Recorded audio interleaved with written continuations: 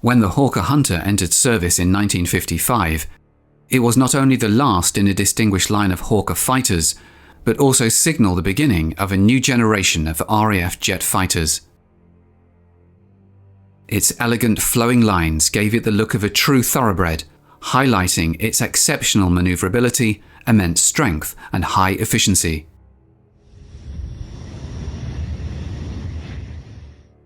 Beloved by its pilots, the Hunter was one of the premier single-seat fighters of its era, and eventually served in no fewer than 21 air forces around the world.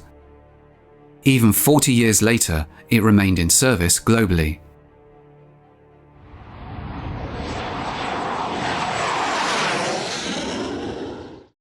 The Hunter's journey to success involved a lengthy and challenging development phase. This is understandable, given that its first flight occurred just 12 years after the inaugural flight of the first jet aircraft. The Heinkel HE-178 made history on August 27, 1939, as the first jet to take flight.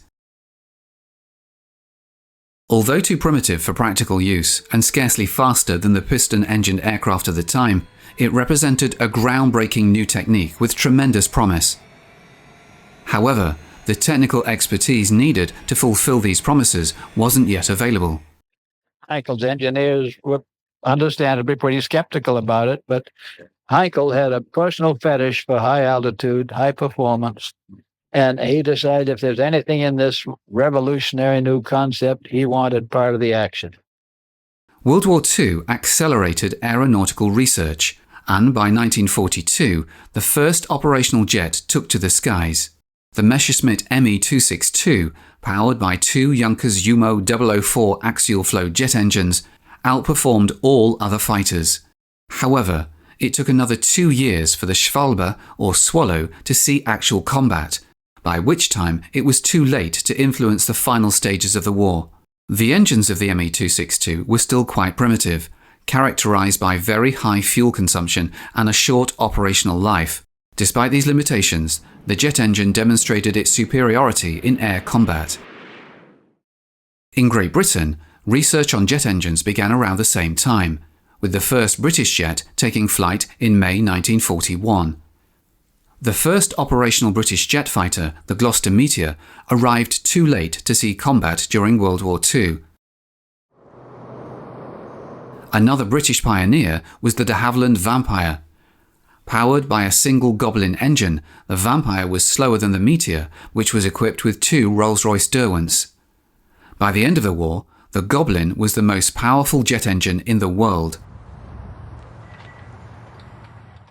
In fact, all British jet engines of that period were far superior to those of other countries, a fact that didn't go unnoticed by the Americans.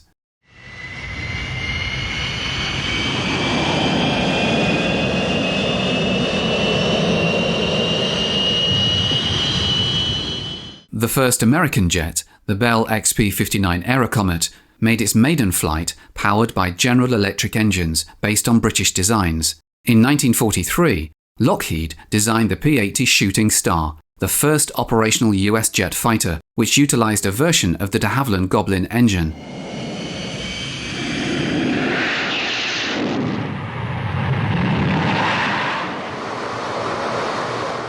When the Allied armies marched into Germany at the end of World War II, they came across a treasure trove of documents and test reports on Nazi fighter designs.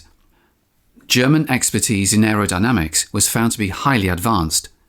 For instance, the swept wing, a significant step towards achieving higher speeds after the jet engine, had already been integrated into operational designs. One of the most striking examples of German aerodynamics was the Messerschmitt Me-163. By combining a tailless glider design with a Walter R-11 rocket engine, this small, extremely fast fighter was developed. The Comet was built for missions similar to those that would eventually lead to the creation of the Hunter. Its mission was to take off quickly, climb to altitude, and shoot down passing enemy bombers. To achieve this, the Comet carried only a few minutes of fuel, requiring it to return to base as a glider. However, the Comet could hardly be called a success. With its highly dangerous landing characteristics and excessive speed, the Me-163 was too fast for its pilots to accurately target the slow-flying bombers, often overshooting them entirely. However, a highly successful swept-wing fighter emerged in 1947. North American Aviation designed a jet with a 35-degree wing sweep and, for the first time since Germany, used an axial flow engine. This type of engine enabled a more streamlined airframe design, and the aircraft featured a flying tail, enhancing its maneuverability. The end result was the F-86 Sabre, a fighter that made others look outdated. In February 1948, the British Ministry of Supply issued a specification for a fighter interceptor for the Royal Air Force. This new aircraft was intended to counter the emerging threat of Russian long-range bombers and, indirectly, address the superiority of the American Sabre. Several manufacturers submitted proposals, including Hawker Aviation.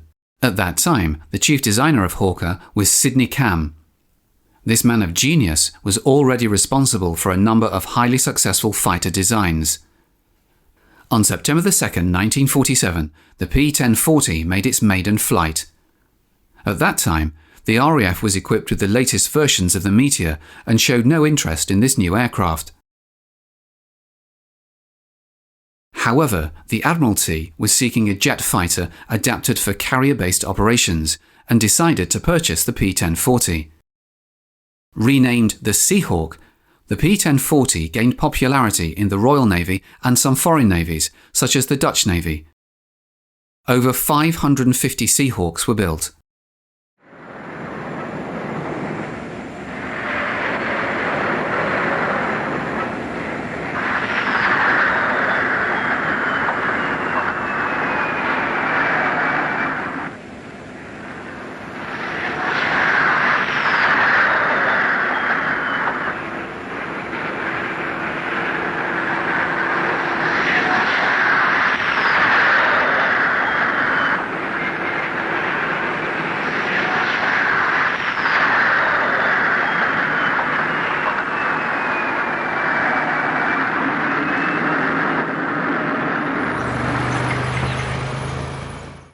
In 1948, the wings of the P-1040 were swept back at an angle of 35 degrees, resulting in the P-1052. However, the tail surfaces remained unswept. An extension of the P-1040 was the P-1072, which featured an Armstrong-Siddeley Snarler rocket in the tail, though this variant didn't lead to further developments. The P-1072 had a good rate of climb, but the project was cancelled after a few flights. The first all-swept Hawker design was the P-1081, which introduced a straight-through jet pipe instead of the forked jet pipe used in the P-1040. However, it still used the centrifugal flow Rolls-Royce Nene engine from the first P-1040 prototype. On April 3, 1951, the P-1081 crashed, killing Hawker's test pilot, World War II fighter ace, squadron leader Trevor Wimpy Wade. The cause of the accident remains unclear, but it's believed that Wade, tempted by the all-swept design of the P-1081, attempted a transonic dive. The aircraft likely broke the sound barrier, as a sonic boom was heard before the impact. However, the tail of the P-1081 wasn't designed for supersonic speeds, leaving Wade without an effective means to pull out of the dive. On July 20, 1951, the P-1067 prototype of the Hunter successfully completed its maiden flight. 3 prototypes were built, with the first 2 powered by the new Rolls-Royce Avon engine and the third by the Armstrong-Siddeley Sapphire.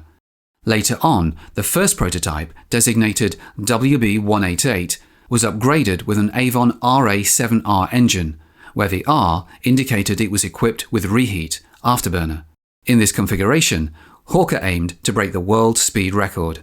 Up until then, the record was held by an American pilot, who achieved 715.75 miles per hour with a standard production Sabre. Neville Duke pushed the record to 727.63 miles per hour. But the WB-188 wasn't a standard Hunter. It featured a new pointed nose cap and a more streamlined outer windscreen. No other Hunter would ever be equipped with an afterburning Avon engine due to its excessive fuel consumption and inadequate internal fuel capacity for operational endurance.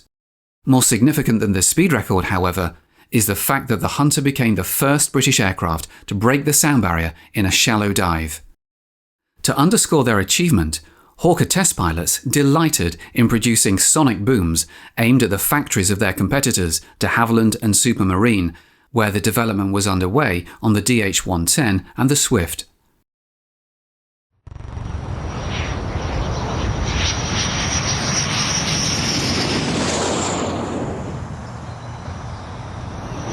The Hunter really was the first supersonic aeroplane, albeit in a dive, that the Royal Air Force ever operated. To do this, it had to have swept-back wings, large control surfaces, power controlled, so that you could get over the large increase in stick forces as you approached and went through supersonic speed in a dive.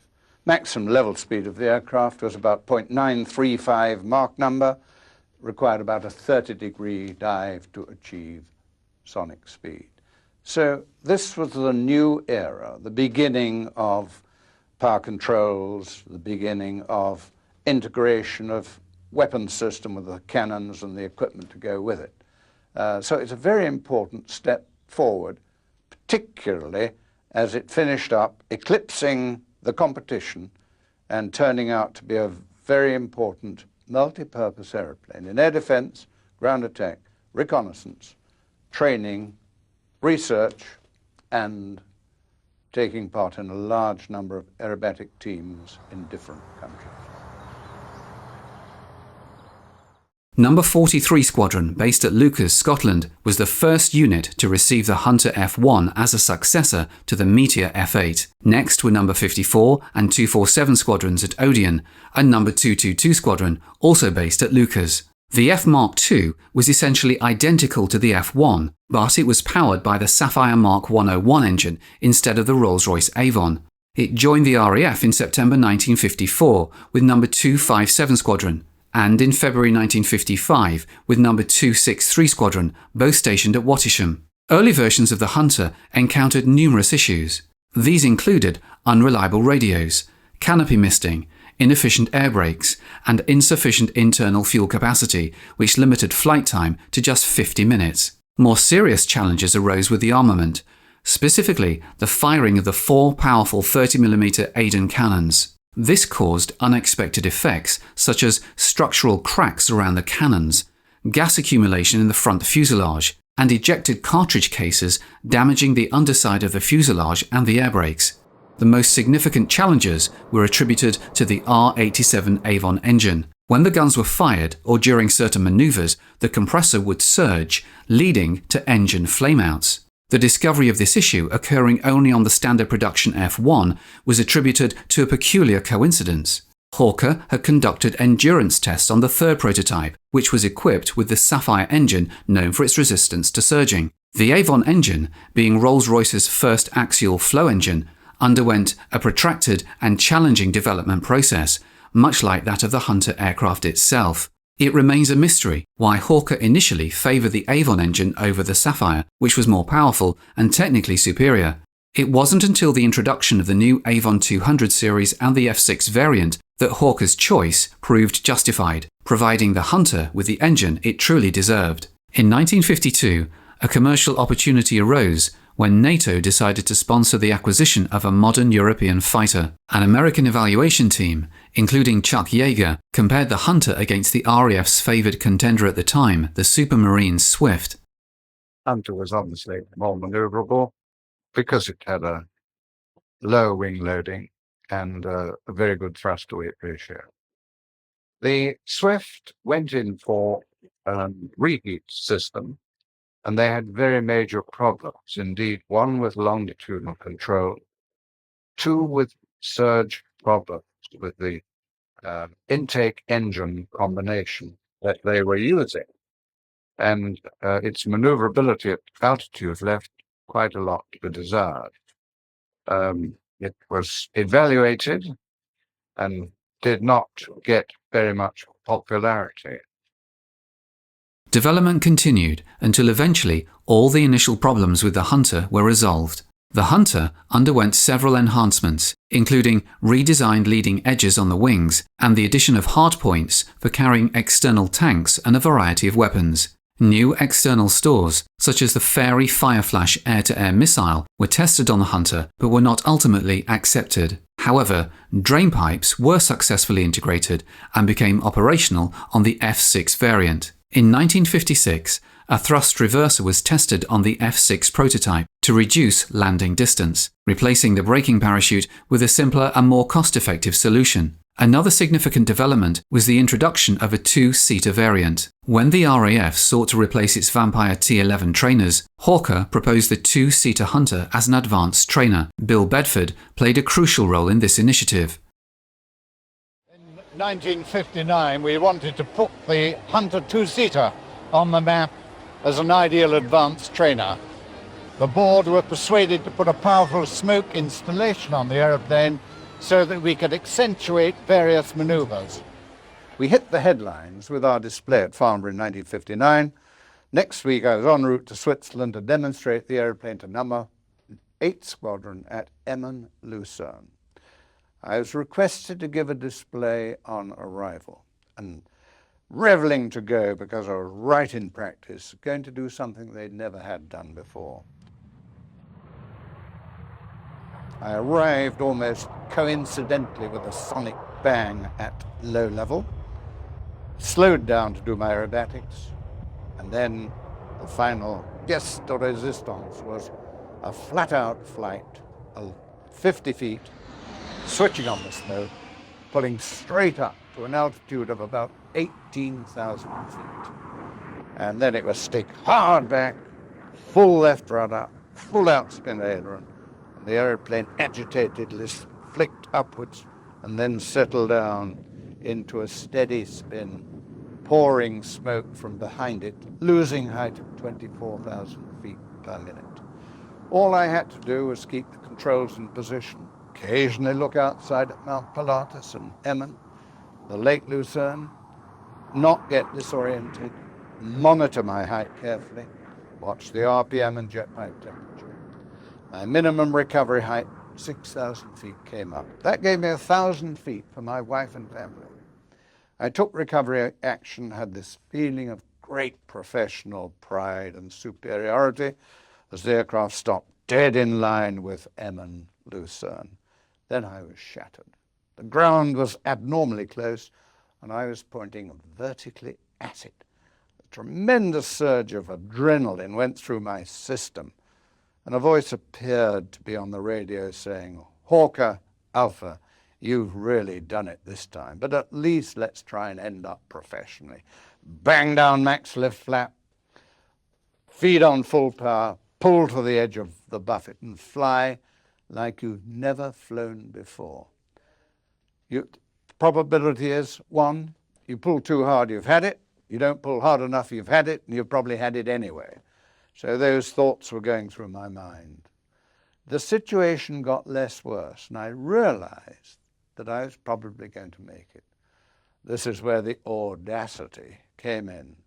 I let the aircraft go down to treetop level, pulled up, rolled, joined the circuit, landed, taxied in, stepped out of the cockpit, smiled as if this was part of my intended display, and I never told anybody about it until 18 years later, when I saw so many of my colleagues kill themselves in display flying, or nearly kill themselves, that I felt I should make it a crusade in my life, not as a Pope of Aviation, but as a flying sinner.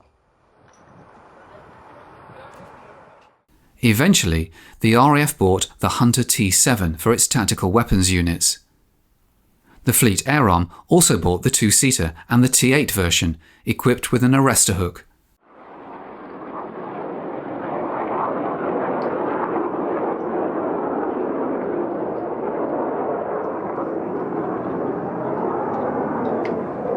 New startup. Low pressure cock. On. Throttle closed. High pressure cock. On. Master bar. On. Press starter button. The Hunter T7 was powered by the Avon RA21 Mark 122 engine, providing a static thrust of 7,425 pounds. This engine was essentially the original Avon with significant enhancements. Another version, presented by Bill Bedford, featured the Mark 66 with a larger Avon RA28 from the 200 series, delivering 10,000 pounds or 4,510 kilograms of thrust. Gunfold tower, Hawker 7, take on clear 7. Hawker 7, Gunfold tower, you're cleared for immediate takeoff. Check RPM and JPC. Brakes off, over to full throttle.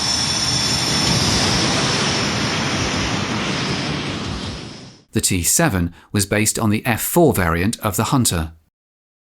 Hawker designed the two-seater such that only the front fuselage differed from the single-seat fighter, allowing for easy conversion of fighters into trainers, a process frequently undertaken.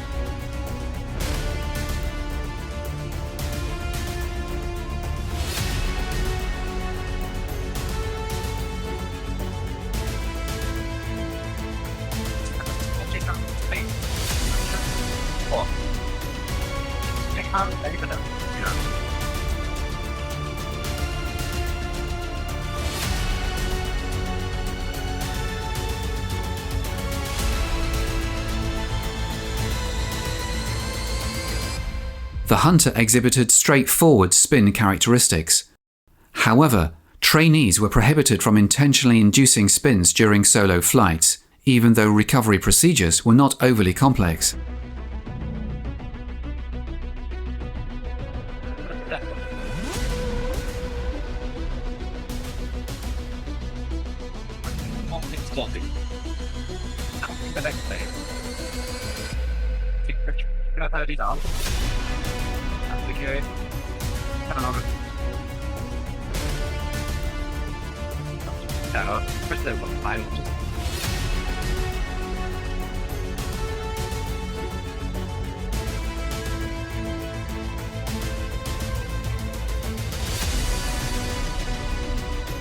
I want to use the pedal pet. For basic pedal around.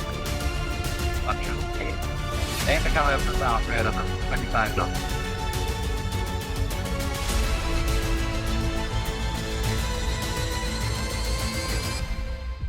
The main advantage of the Hunter trainer was its effectiveness in weapons training.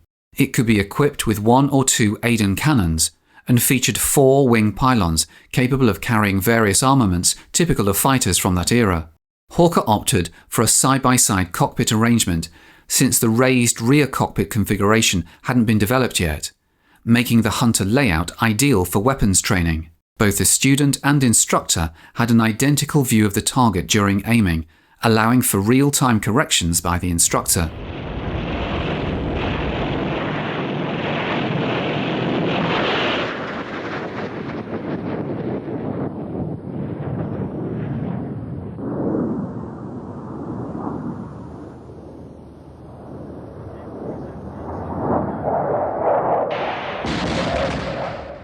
Although the Hunter later excelled in ground attack roles, it was originally designed as an interceptor for high-altitude nuclear bombers like the Tu-16. This mission requirement led to its installation of 4 powerful Aden cannons capable of devastating pressurized bombers with a single burst. However, the formidable power of these cannons also presented challenges for the Hunter itself. When the Aden cannons were fired in a long salvo at altitude, the Hunter's nose would dip due to the powerful recoil. To counter this, extensive deflectors were installed to redirect the blast downwards, thereby pushing the nose upwards.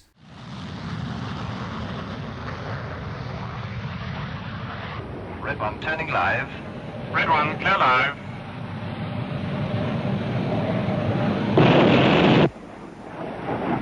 Red 2 turning live. Red 2 clear live.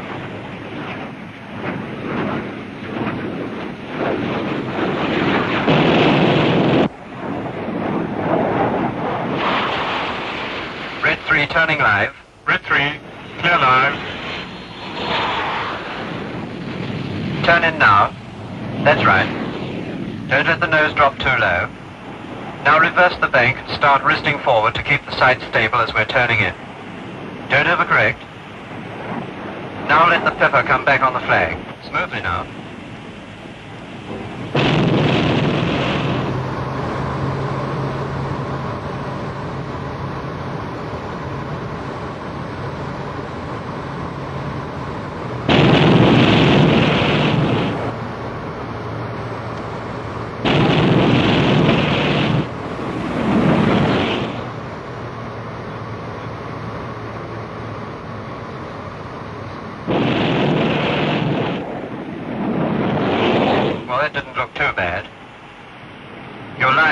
But we'll wait till we see how many strikes there are on the flag.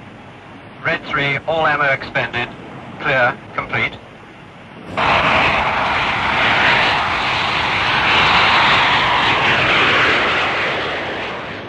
Despite being a two-seater, the Hunter maintained excellent speed and could match the fighter variant in level flight thanks to its strong aerodynamic design. It could also achieve supersonic speeds in a dive.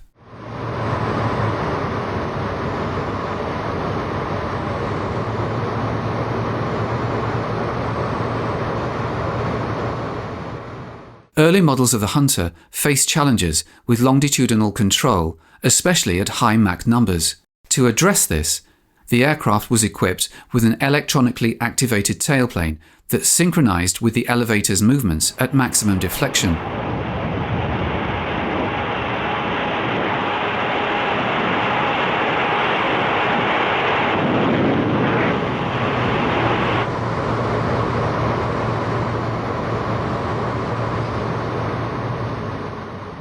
By the late 1950s, most of these development issues had been resolved, and the Hunter gained popularity among pilots. The public enjoyed Hunter demonstrations conducted by Hawker and the RAF at the annual SBAC shows in Farnborough. The new Avon 200 series engines resisted any form of mishandling without flaming out, and the rest of the aeroplane proved to be very reliable as well. It was said that a pilot once put his Hunter through an unorthodox 14G manoeuvre, although the design of which was only 7.5G. However, the only malfunction experienced by the Hunter was with the G meter, where the needle would stick at the maximum reading.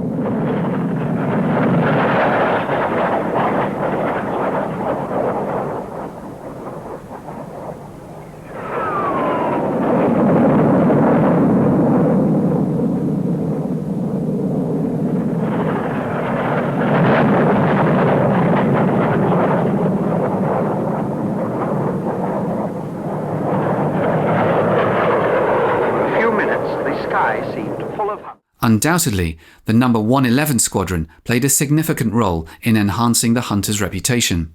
During the 1958 SBA show, this squadron astounded spectators by looping a remarkable formation of 22 aircraft. 6 peel away.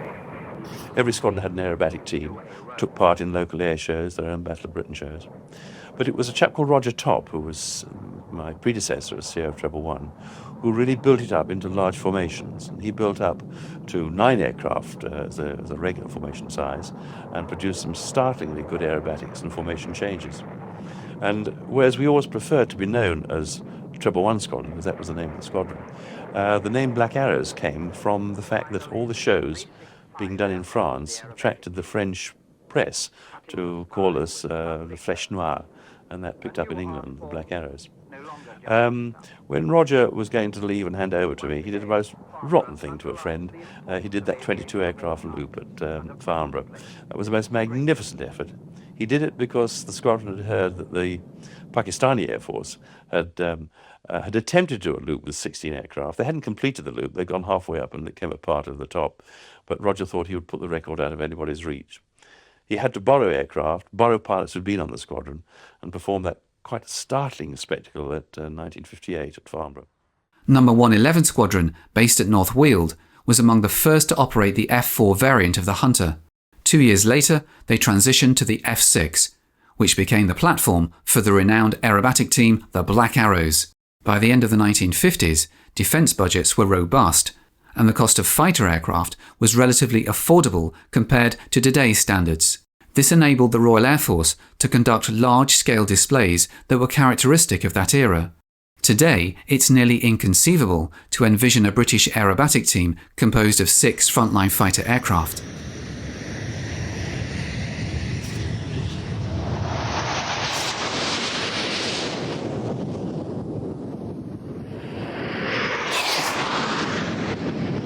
Hunter really was at the top of the tree in aerobatic aircraft. Up to the Hunter, we had marvellously maneuverable airplanes, but which didn't quite have the power to do the most astonishing things with. After the Hunter, the Lightning, we had aircraft with enormous power, but didn't have the maneuverability at low speeds. The Hunter just filled that niche. It came in at just the right level. We used to originally do our loops at about 350 knots. I regret to say, when I've had weather problems, I've taken 12 or more aircraft over a loop starting at about 280 knots. You could get the speed right down, but you had the power to be able to handle it. And in fact, there was such a nice excess of power with the Hunter for the aerobatics we were doing. We always flew it with one notch of flap down, rather like running a high-performance car with a bit of brake on in order to get more power out of the engine. So it meant that instead of the chaps formating, having the difficult job of formating at a very poor throttle setting right back on the stops, the drag from the flaps would allow them to get the power setting up much further and therefore easier to handle. But so it was a lovely airplane because it was beautiful to fly, it had no vices, and of course it looked nice in the air, and the diamond line formation we flew exactly suited the angular sweep back of the wings. Pulling up now. Big formation. Go.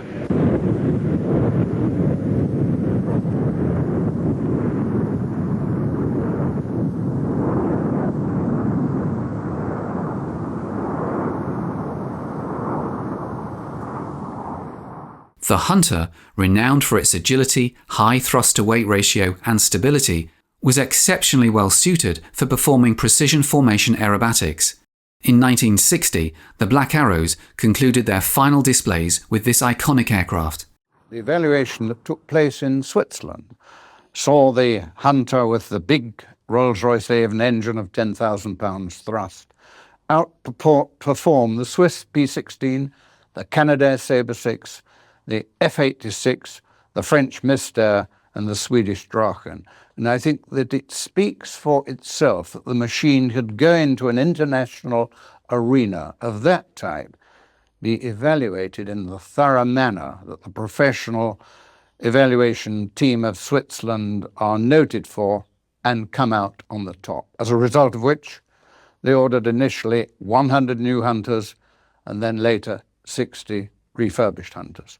So in its day, it was above the average fighter.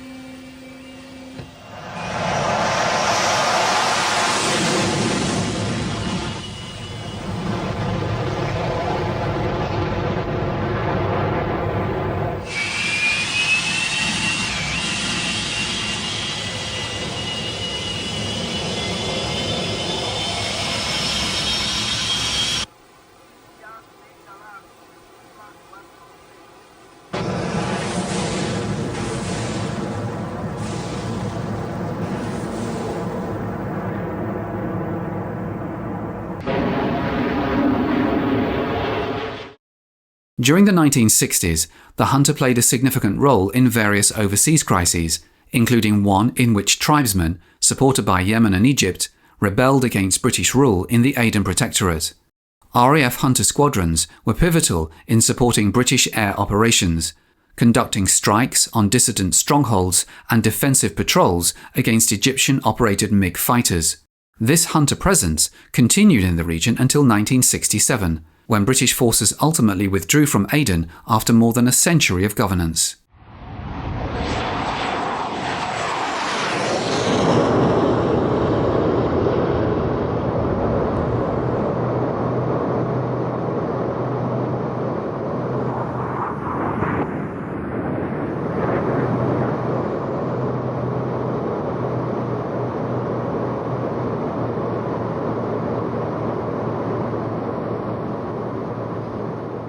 By the late 1960s, Chile acquired approximately 40 Hunters, predominantly FGA-71 models, based on the FGA-9 variant. The remainder included FR-71 reconnaissance versions and the T-71 two-seaters. In 1973, during the military coup led by General Pinochet, 2 Hunters executed a precise attack on the presidential palace, La Moneda, in Santiago. This action played a decisive role in compelling the Allende government to surrender. Because of the strong relations with the neighboring countries Peru and Bolivia, the Chilean Air Force remains constantly on standby.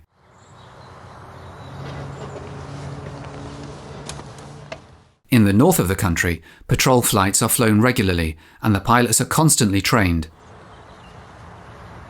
The Chilean company N1 Air and others have upgraded their Hunters. These aircraft now feature radar warning receivers, RWRs, which alert pilots when their aircraft is detected by enemy radar, providing information on the type and direction of the radar emitter. The RWR installation is indicated by 3 antennae on top of the vertical tail and 1 in the tail bullet.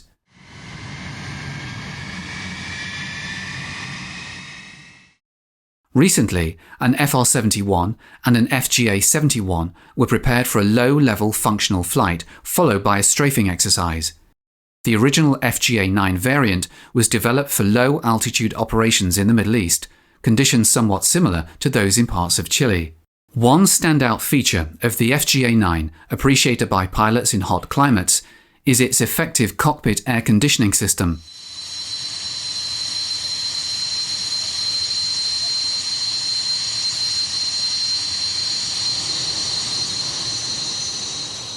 In such environments, where heat can reduce jet engine performance, the powerful Avon 200 series engines of the FGA-9 were a decisive factor in outperforming competitors during evaluations. Even when loaded with heavy external ordnance for ground attack missions, the Hunter continues to take off effortlessly, maintaining a relatively high cruising speed.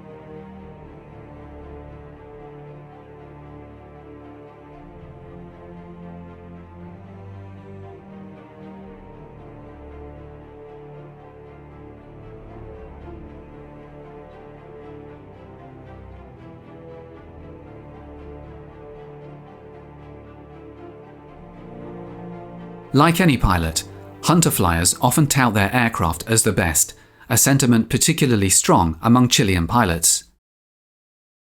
This admiration stems not only from the Hunter's thrilling flying capabilities, but also its robustness. During Chilean tests involving weapons deployment, a fragmentation bomb accidentally detonated upon release, causing numerous punctures in the Hunter's fuselage. Despite this damage, the pilot managed to safely continue the flight and land the aircraft without incident.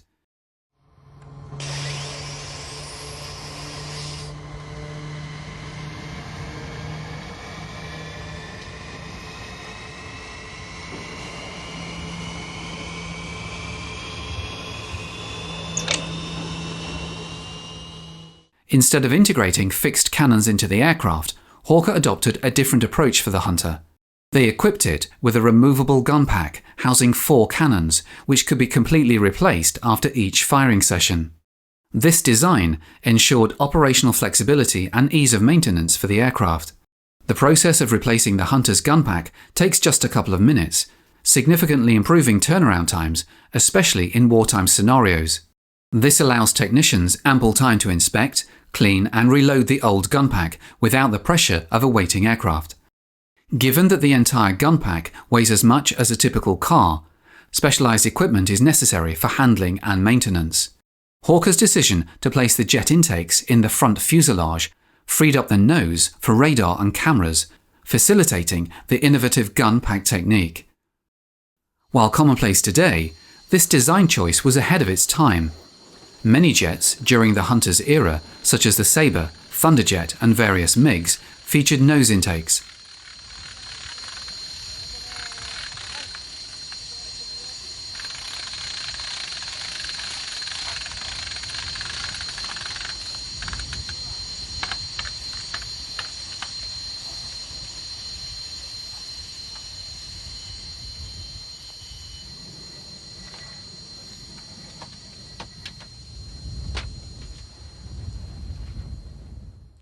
As part of the Fleet Requirements and Air Direction Unit, FRADU, based at the Royal Naval Air Station at Yeovilton, the Hunter participated in routine exercises, notably the Thursday War.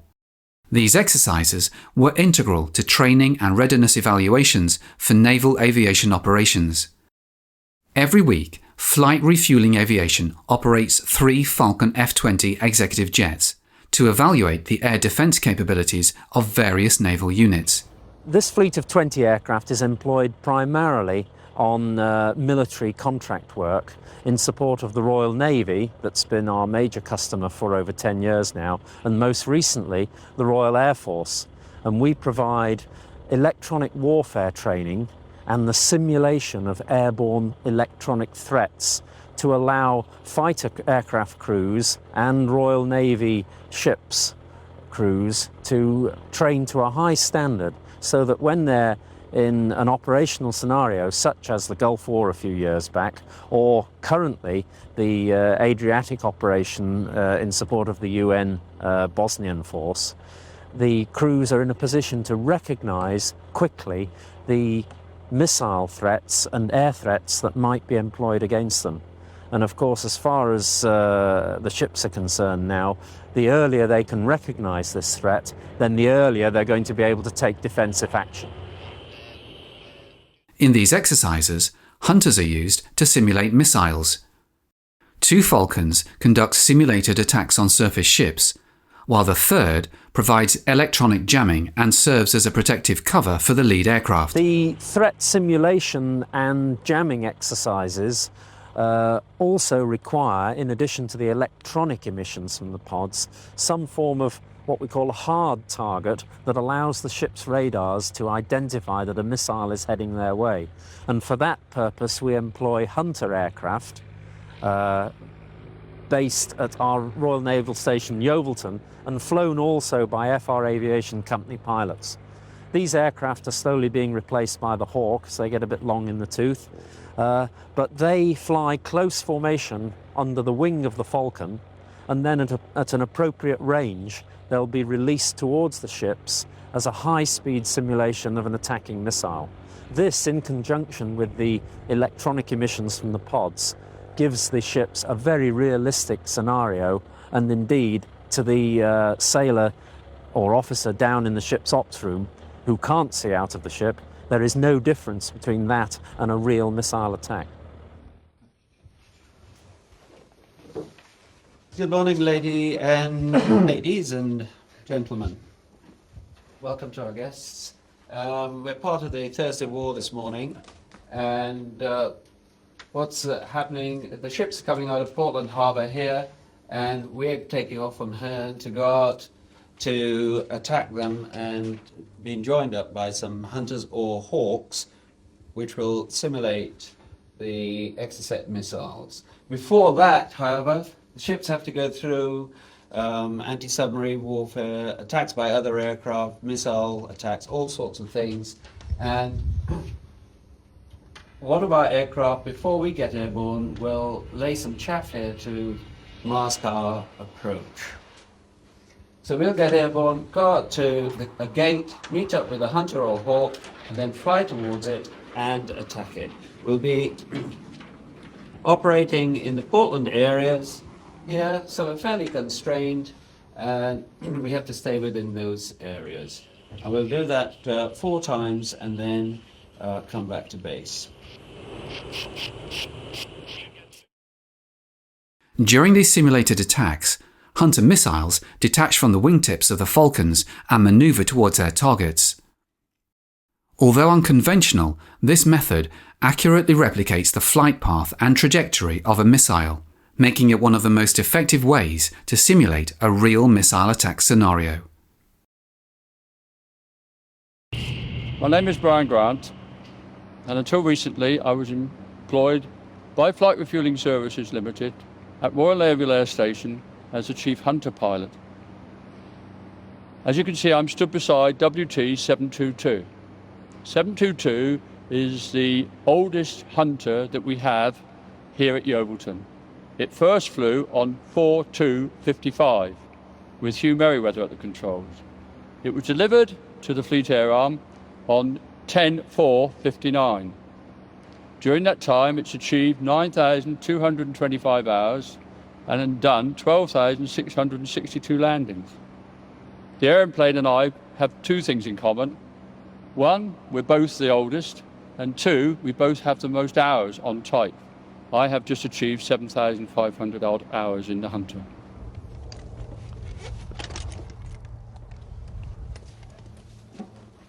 The aircraft are maintained to a very high standard. Every 1,800 hours or 6 years, they go away for an in-depth major modernisation.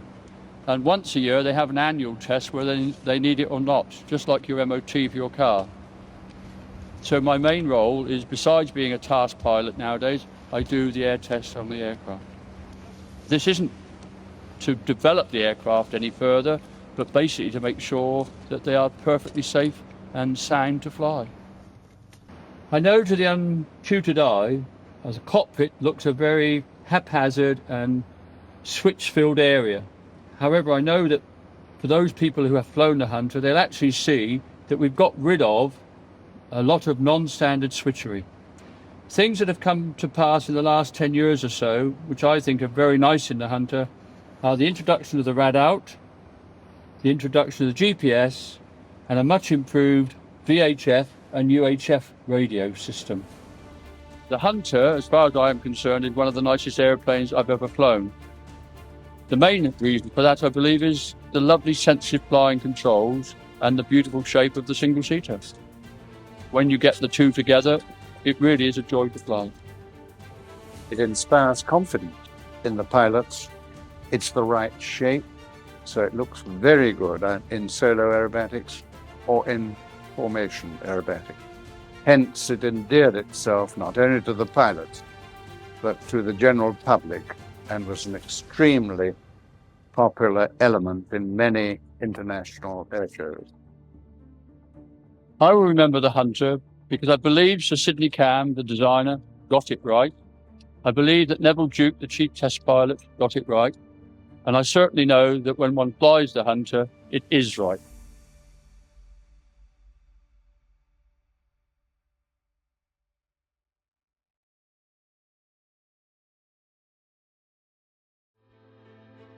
Aviation, the art of aeronautics, began with the dreamers, inventors and daredevils who dared to defy gravity. The journey of aviation was nurtured by pioneers like the Wright brothers, whose first flight marked a historic milestone. The role of aircrafts in world wars was groundbreaking, dramatically changing warfare strategies. This initiated a technological evolution in aviation, transforming the simplistic wings of a biplane into the thunderous roar of jet engines. Let's journey through the ages of aviation. Behind every great aircraft, there were great minds. These visionaries, like Sir Frank Whittle, the innovator of the turbojet engine, redefined air travel. Then there's Skunkworks' Kelly Johnson, the genius behind the SR-71 Blackbird. His designs combined speed, stealth and power, crafting machines that dominated the heavens. The contributions of these pioneers have left an indelible mark on the canvas of aviation, shaping the course of history and inspiring generations of engineers and aviators. Each epoch in aviation history gave birth to extraordinary aircrafts, each with their own unique features and roles. The Lockheed SR-71 Blackbird was a marvel of speed and stealth. The F-105 Thunderchief, a supersonic fighter bomber, was vital in the Vietnam War. The P-51 Mustang, a long-range fighter, was critical in World War II. The P-47 Thunderbolt, a heavyweight fighter, was used extensively in the same war. The A-10 Thunderbolt II, the Warthog, is a close air support icon. The Messerschmitt Me-262 marked a leap forward in aviation technology. Each of these game changers were instrumental in their eras, and their legacies still resonate today. Beyond the game changers, there are those that have transcended their practical roles to become icons. The Concorde was not just an aircraft, it was a supersonic symbol of luxury and speed. The B-52 Stratofortress, a strategic bomber, is an icon of power and resilience. These magnificent machines and others like them have become much more than just aircrafts. They are enduring icons that encapsulate the audacious spirit, the relentless innovation, and the boundless ambition that define the world of aviation.